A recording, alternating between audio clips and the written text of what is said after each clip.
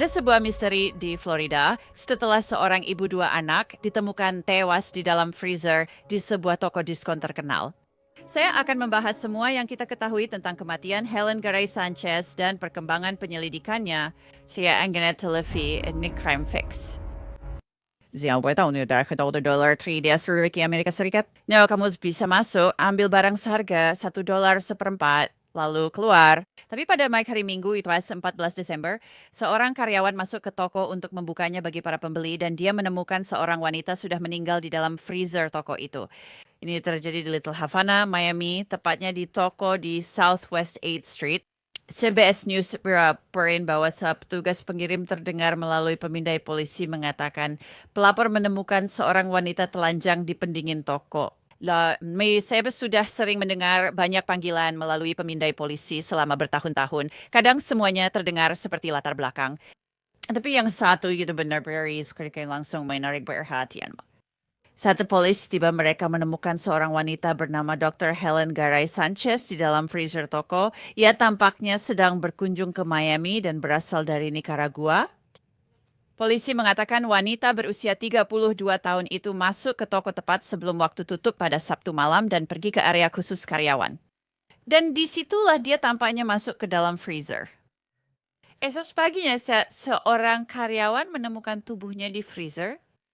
Orang-orang terkasih Garay berkumpul di luar toko saat polisi menyelidiki bagaimana dan mengapa hal ini bisa terjadi.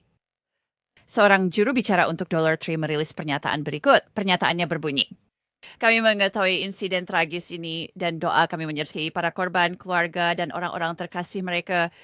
Kami bekerja sama sepenuhnya dengan pihak berwenang saat ini." Sekarang kami mengetahui banyak bicara dengan Helen Garay Sanchez lewat GoFundMe dan postingan Facebook temannya. GoFundMe itu menyatakan, Dr. Helen Garay, dokter berdedikasi dan ibu tercinta, meninggal tragis pada 14 Desember 2025 di usia 32 tahun. Dr. Garay dari Nicaragua mendedikasikan hidupnya di bidang medis dan dikenal sebagai ahli anestesi spesialis penyakit jantung bawaan, memberi harapan dan kesembuhan bagi banyak anak dan keluarga.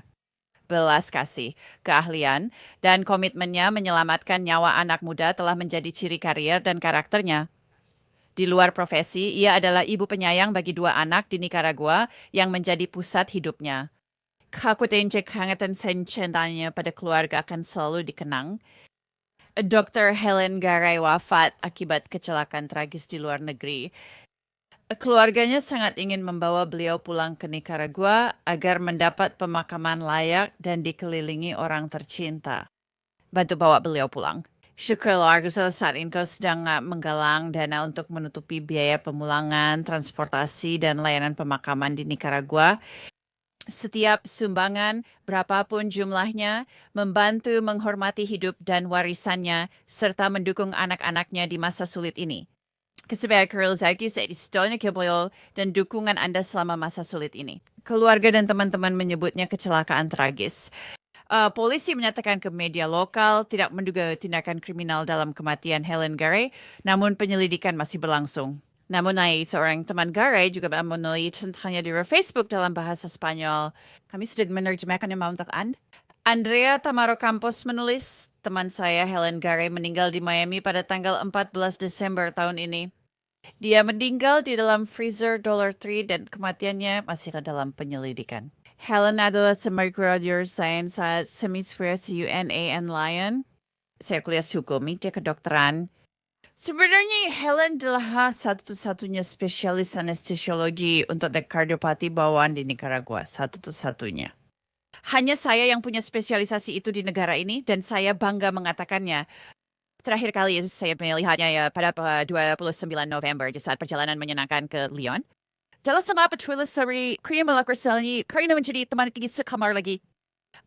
Kami ke supermarket membeli sangria, beberapa gelas dan handuk karena tak ada dari kami yang membawa handuk. Kami pergi makan di La Salle Tacos dan melewati bekas rumah pekerja. Dan dia berkata padaku, kita adalah wanita berbudaya yang harus selalu mengunjungi museum. Di dalam perjalanan pulang, kami tidur siang dengan sangat nyenyak, lalu minum sangria di pinggir kolam renang di hostel. Dia memutar musik jelek dari orang-orang utara dan menyanyikannya dari awal sampai akhir. So, setelah itu kayak kami pergi makan malam dan menari di Via. Dan aku ingat dia di sana menari El Santo Canción karena dia memang gila. Keesokan harinya kami sarapan dan dia membuatku berjalan 500.000 blok di Leonas karena kami ingin makan respadas, itu esrut yang ada di sekitar Gereja Rekonsiliasi. Dan karena hari itu hari Minggu, tempatnya tutup dan kami harus kembali ke katedral dan membeli selasa di respadas dari taman. Dan aku tak pernah selifannya lagi setelah itu. Aaron, dia sih sangat bahagia karena akan ke Miami menemui ayahnya.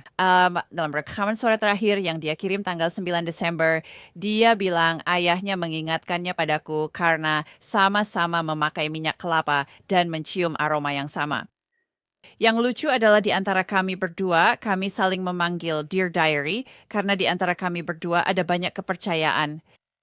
Rasanya berbicara pada buku harian sendiri. Kami udah punya julukan pada sejak kuliah dan kami selalu berbicara seperti itu. Wah, Gil, Bergil, Interior M. Sandri, Helen, and Andrea, Gun, and Barrier, Dear Roma Sandrian, Dear Diary, itu adalah name untuk kami. Beraja kayak menangis, begitu Bapak Yunyaking, semuanya terasa sakit, dan di saat yang sama aku tidak tahu di mana yang sakit. Tapi jauh, dia dalam hati aku bahagia karena aku pernah merasakan kebahagiaan luar biasa memiliki seorang teman yang indah, berharga, dan unik. Aku sangat mencintaimu, Dear Diary. Aku akan sangat merindukan malam-malam kita dengan anggur, menari, teater, makan malam, dan saat kamu menginap di rumahku. Aku tak akan lupa kita tak main pingpong di hostel hari itu, padahal kamu bilang belum pernah main pingpong. Apa ya, Panin? Kita masih banyak yang harus dilakukan karena kamu bilang akan kembali hari ini, 15 Desember ke Nicaragua. Aku harap perjalananmu terus berlanjut dan aku akan menemuimu di alam astral lain. Aku akan selalu mencintai dan mengingatmu, Dear Diaryku yang manis. Untuk membahas kasus menyedihkan dan misterius ini, ya aku ingin mengundang Dr. Mary Jumbelek. Beliau adalah ahli patologi forensik pensiunan dan penulis buku Speak Her Name, kisah-kisah dari kehidupan di dunia kejahatan nyata. Bukunya bagus, aku merekomendasikannya. Oh ya, Dr. Jumbelik, terima kasih banyak sudah kembali hadir. Aku sangat menghargainya. Ini benar-benar aneh. Ini bak Irish shot yang sering kamu dengar. Jadi ketika Amanda melihat kasus ini sebagai seorang ahli patologi forensik dan kematian, seseorang yang menyelidiki kematian, dari mana Anda mulai? Nah, setiap kali ada kematian yang tidak disaksikan, seperti kasus ini, dan terutama pada seseorang dalam situasi yang unik, entah itu di hutan atau di dalam freezer di toko Dollar Tree, itu memerlukan penyelidikan yang baik.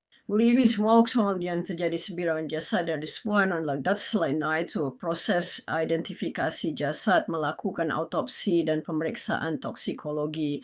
Semua hal itu akan sangat penting karena kamu harus mempertimbangkan kemungkinan terburuk, yaitu pembunuhan atau kematian yang mencurigakan. Jadi, kalau ingin memastikan semua langkah sudah dilakukan untuk menyingkirkan kemungkinan itu sebelum mempertimbangkan hal lain.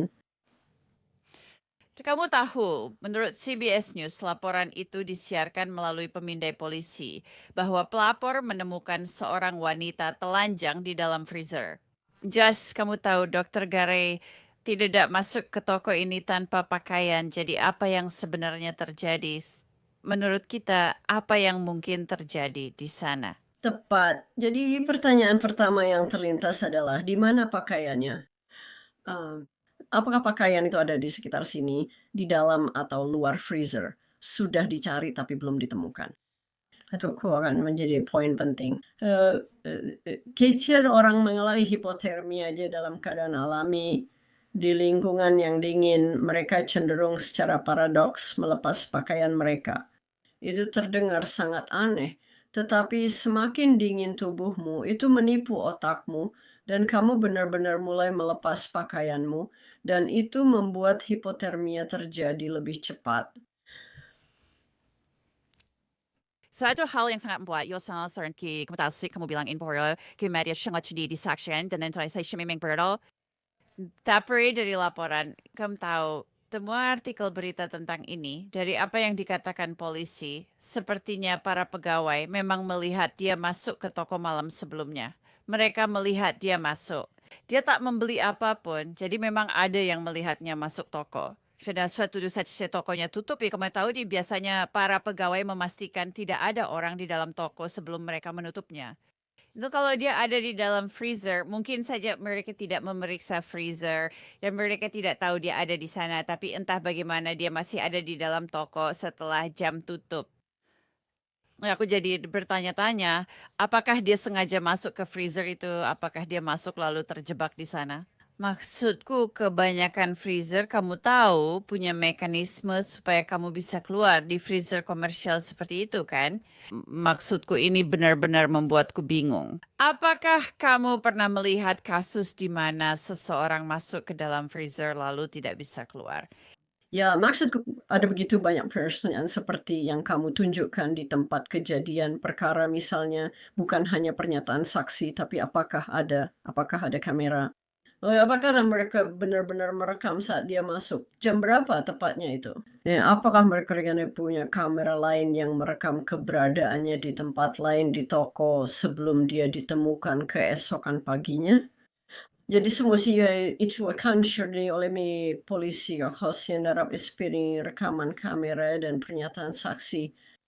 Karena kamu tahu siapapun yang terakhir melihatnya hidup-hidup dan siapapun yang menemukan tubuhnya adalah orang-orang terpenting untuk memberikan informasi penting dan mungkin membantu apakah ini mencurigakan atau tidak.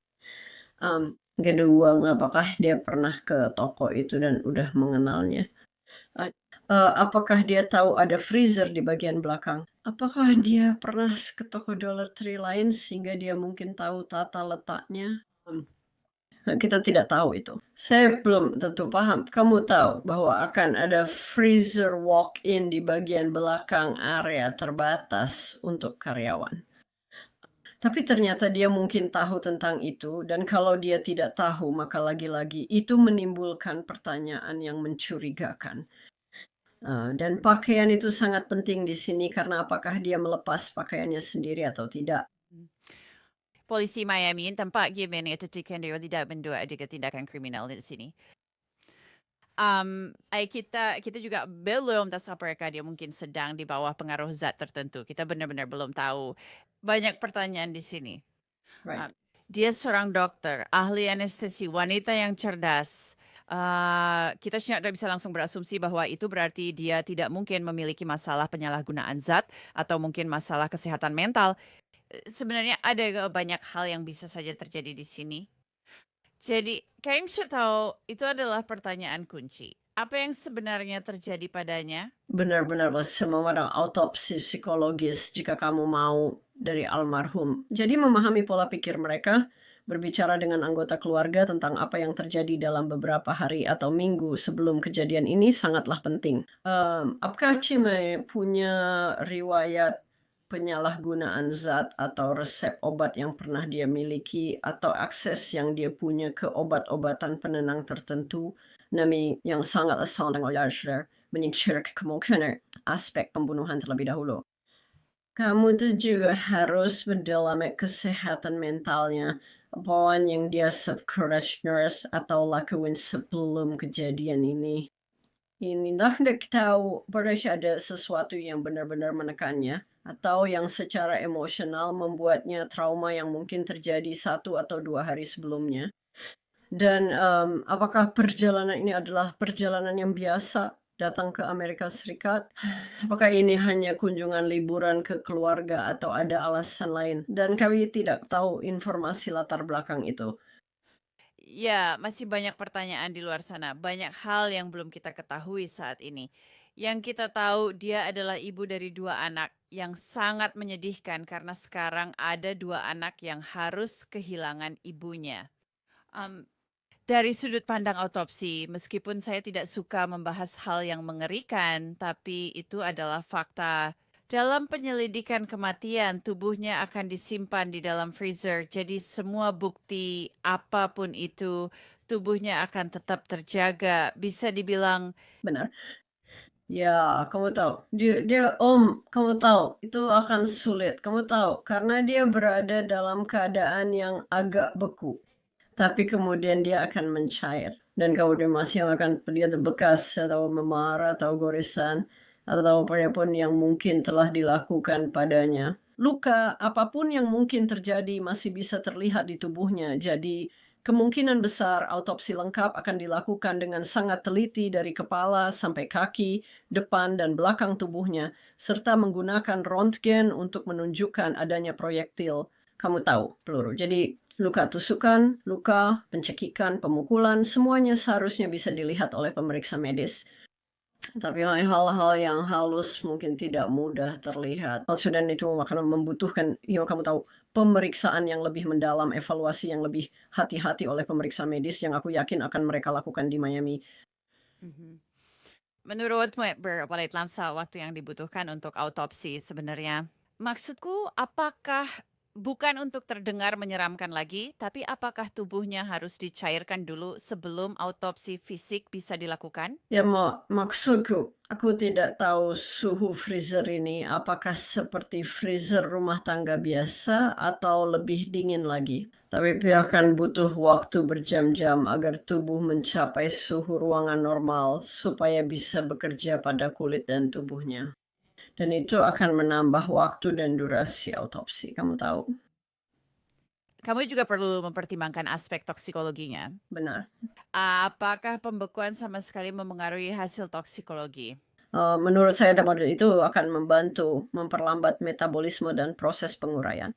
Jadi mungkin itu membantu dalam hal itu. Tapi toksikologi memang memerlukan waktu karena sekarang ada ribuan obat yang harus diuji. Prosesnya sendiri sekarang memakan waktu lebih lama daripada sebelumnya. Jadi salahkah jawabannya untuk misteri ini? Kamu tahu taksa misteri ini bisa segera terpecahkan. Hanya karena mereka bisa mendapatkan hasil autopsi fisik, hasil autopsi awal dengan cukup cepat. Kemudian Gingy juga menyusun apa yang sedang terjadi dalam hidup. Maksudku, ini bisa saja. Kamu tahu, sebuah kecelakaan tragis. Keluarga menyebut ini sebagai kecelakaan tragis di halaman GoFundMe mereka. Tapi kamu juga tahu, itu yang mungkin mereka sebut. So, kita hanya belum tahu cukup banyak dari polisi dan apa yang mereka temukan. Ya, maksudku, kamu tahu ada kemungkinan pembunuhan, ada kemungkinan kecelakaan, ada kemungkinan bunuh diri. Kamu tahu memang ada kematian alami dalam situasi seperti ini. Ya, tapi untuk mengetahui kategori mana kematian ini masuk, kamu perlu investigasi lengkap di tempat kejadian dan meninjau status kesehatan mentalnya. Dan kemudian pengalaman tentang bagaimana dia bisa mau ke dalam freezer itu sejak awal dan apa yang ada di dalam freezer itu yang mungkin dia cari. Aku bisa tahu. Aku ingin ada sesuatu yang berharga di sana yang layak untuk dicuri. Aku sama sekali tidak tahu apa yang mereka simpan di sana. Jadi itu juga bagian dari penyelidikan. Ya, jadi dia ada di sana tanpa busana.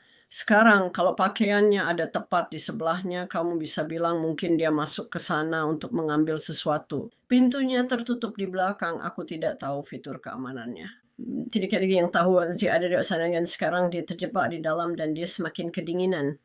Tapi sekali lagi sebagian bagian dari penyelidikan yang perlu dilakukan adalah siapa saja yang punya akses ke freezer itu, karyawan mana yang lewat, atau kapan mereka membuka freezer itu. Ya, pada jam berapa biasanya, apakah mereka melakukan inventarisasi atau mengambil barang dari sana. Kita tidak tahu semua detail saya, jadi itu sangat penting. Namun fakta bahwa dia telanjang saja dalam kasus kematian karena hipotermia bukanlah sesuatu yang mencurigakan.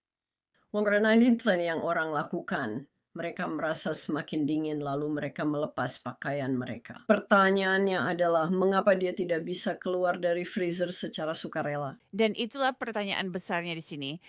Apakah pintunya terkunci setelah dia masuk? Apakah Shamiosen Jeraman memang kunci di sana? Maksudku, kita tak tahu seperti apa protokol mereka di malam hari saat mereka mengunci tempat itu. Kita tahu itu area khusus karyawan. Kenapa dia ada di sana? Biasanya saat masuk toko, kamu ambil yang dibutuhkan lalu keluar. Tapi di sini tampaknya berbeda. Benar, kan? Mungkin dia selalu berpikir, ya aku bisa bersembunyi di sini sebentar lalu kembali ke toko setelah toko tutup. Aku benar-benar tidak tahu siapa yang ada di pikiran orang itu. Itulah mengapa sangat penting untuk memastikan bahwa ini bukan pembunuhan. Dan yang kedua penting untuk memastikan bahwa ini bukan kecelakaan. seperti yang kamu katakan, seseorang mengunci freezer atau fitur keamanannya rusak sehingga tidak bisa keluar, atau hal-hal serupa. Yang dalam situasi seperti itu, administrasi keselamatan dan kesehatan kerja mungkin akan terlibat untuk mengetahui apakah protokol yang tepat sudah diikuti terkait freezer tersebut, dan demi keselamatan para pekerja. Apakah ini pernah terjadi sebelumnya? Apakah pernah ada yang terjebak di dalam freezer sebelumnya? Ya, apakah ada tombol di dalam untuk memberitahu orang bahwa ada orang di dalam? Ya, itu benar-benar mengerikan.